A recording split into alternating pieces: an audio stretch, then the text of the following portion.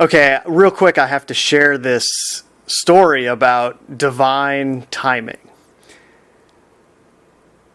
I was sitting on the beach in a chair, and it's the middle of July, it's the summer, so it's crowded. And at one point, I'm sitting there, and this couple and their kids come down and sit right next to me in a way where I'm kind of annoyed in terms of the ability to recognize spatial awareness and a good buffer zone between you and the next person that you're sitting next to. These people didn't have any of that going on, especially when you have little kids playing and they're running around and they're right up on you. They chose a spot that was way too close to me. And I'm sitting there thinking, oh, come on, you guys, there's all this open space. Go down a little here or a little there. There's so much room. But of course, due to the protocol of these things, I just sit there and don't say anything. Oh, well, no big deal. I'm going to go for a walk anyway. And then by the time I get back, it'll be almost time to leave. It's not worth getting up and moving and all of that. So in the end, laziness won out, or at least that's what I thought at the time. And that's key to what I'm going to get into here about how you have your conscious experience and you have your stream of thoughts that you think is driving your decision making, but there's this whole other layer to it that you are subconsciously unaware of in the moment. That is coordinating things on a level that you cannot perceive, at least before you become aware of it. And even when you are aware of it, it's difficult to perceive, as I will get into here. I was about to say long story short, and I remember I saw a meme the other day of somebody who was saying, hey, what if we did this thing where we just said short story long, and then I sat there and I talked to you for 50 minutes about it. But long story short, I go for my walk, I come back, and I sit down in my chair. And this family is still there doing their thing. And it's getting a little hot. I'm thinking, okay, probably about time to get ready to leave. This is about all I can take for one day. Accordingly, I start that process. I get stuff together in the little bag that I have, fold up my towel, put my t-shirt on. And as I'm putting my t-shirt on, I notice that one of the people that is right on top of me, sitting next to me, they get out a bag of bread. And they decide they're going to start feeding the seagulls. And in the corner of my peripheral vision, I see pieces of bread flying in the air as I'm putting the shirt over my head. And then, at the same time, all of these birds are moving in my peripheral vision that I'm getting little glimpses of as my head goes through the shirt and it gets on my body eventually. And then I reach for my hat. And I put my hat on my head. And in the moment that I put my hat on my head, I feel something hit the top of my hat. And it takes me a second to think about what just transpired, and I thought, wait a second, did I just get pooped on? And sure enough, in that moment, the next thing I hear is a woman behind me who just starts cracking up, laughing, and goes, oh my God, just out loud, because she saw the whole scene transpire where these birds were coming over to eat the bread, and one of them flew over me to get there in a hurry, and apparently couldn't contain its excitement, knowing it was about to get fed, and it drops this big white turd right on my hat. And the woman sees this and exclaims out, she can't believe what she just saw. And we talked about it right after it happened. She goes, I can't believe that just happened. You got your hat on right in time before you got pooped on. That's amazing.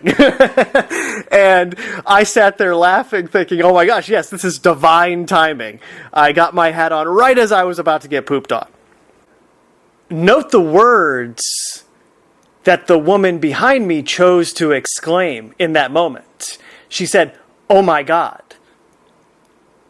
Now, her conscious mind went through the whole procedure of thinking that's what she wanted to say in that moment. And indeed, a lot of people say things like that when they see something exciting or unbelievable or shocking.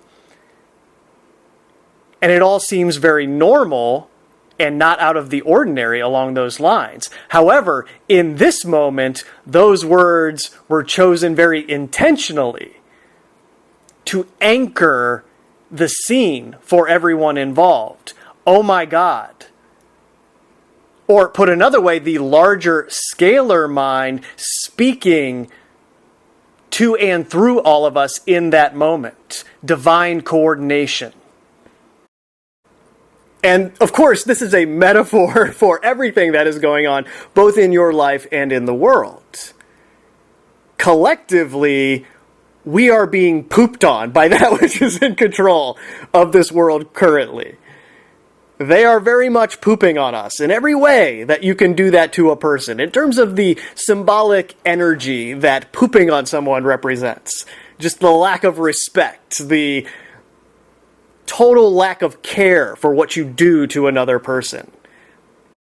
But even as all of that is going on, there is divine timing at work, even through what they are doing, what they think is creating this system of control is still being used to coordinate other things that will actually lead to that not transpiring. It's just we're so in the moment of being pooped on that we don't realize that, we don't see it. We can't see the larger coordination. Think about that scene again. This couple and their kids sat down right next to me in a way that I felt uncomfortable. Like, come on, guys, we know the protocol here. This is too close. Back up a little. It's the same as if you were in a line somewhere and somebody got right up on you while you guys were waiting to do something, whatever it was. There's a protocol to these things. Hey, come on, back up a little. Give me some space here. You don't need to be right up on me. And this is something we all learn when we're very little and we carry with us into the world of adulthood. I was very annoyed in that moment. And for whatever reason, my conscious thoughts argued against getting up and moving. Even though that's what I should have done. I should have taken it into my own hands and just said, all right, I'm getting up and going over here where there's more space. And I won't have all of this going on right next to me. I'm trying to have a peaceful experience right now and not have this going on literally right next to me. But for whatever reason, that time, my conscious thoughts streamed through my perception and told me, no, just stay. It's not worth it. Just stay. And because I stayed, I then experienced this amazing example of divine timing where this scene unfolded and I got my hat on right before a bird pooped on me. Half a second later, and that's going right on my head, splattering all over it. The coordination was unbelievable. And that really takes you down the path of understanding how incredible life here is. Because there were so many little things from the time that I woke up today that transpired to get me in that spot exactly when that whole thing would go down. I could have made thousands of different micro decisions that would have led to me being just a half a second off from that perfect unfoldment of divine timing to show itself to me. But consciously, I made all of those choices and thought to myself, yes, this is what I want to do. Oh, I want to do this. Now I'm going to do that. And it all led perfectly to me experiencing this moment when I did. Which then provided me with this great lesson. So much of life is how you perceive it. Even when things are really dark and it seems like you have lost all hope, there is divine coordination going on even through those events. You're just not aware of it. You're too wrapped up in what you are experiencing because it stinks so bad. For example, let's say the timing was off by a little bit and I got pooped on my head.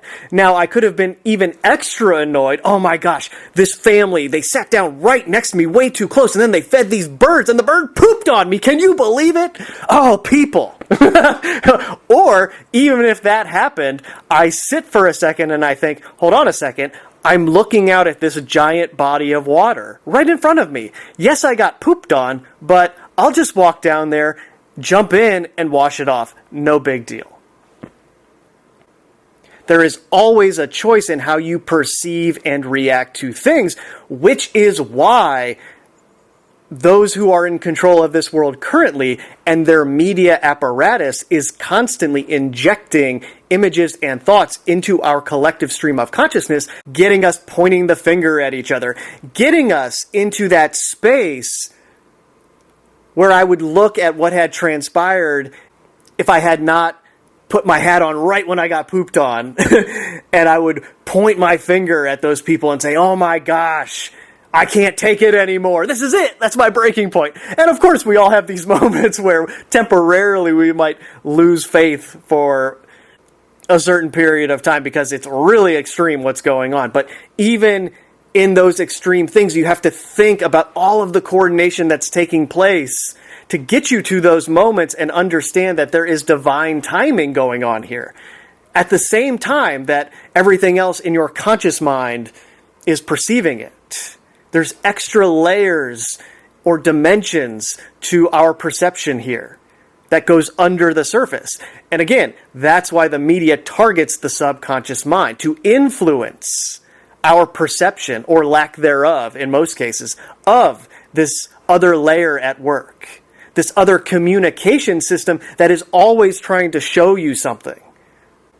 And today I learned that lesson. You see, even when you're annoyed, even when you could perceive life being against you, no, I was still there. I coordinated it perfectly so you would put your hat on right before you got pooped on. Relax. I got you. In other words, it's unbelievable, right? And at the same time, the lady sitting behind me has this great story that she'll be able to tell that she was cracking up about. It's a divine orchestra. And all you have to do is learn how to tune your frequency into that music so that you can feel it, understand it, and see how it communicates with you.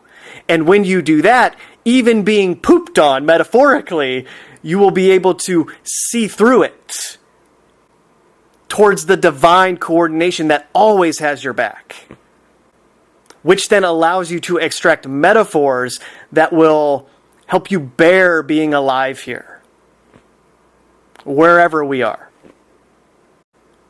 And some of you, right as you're listening to this, are metaphorically being pooped on right now in your life.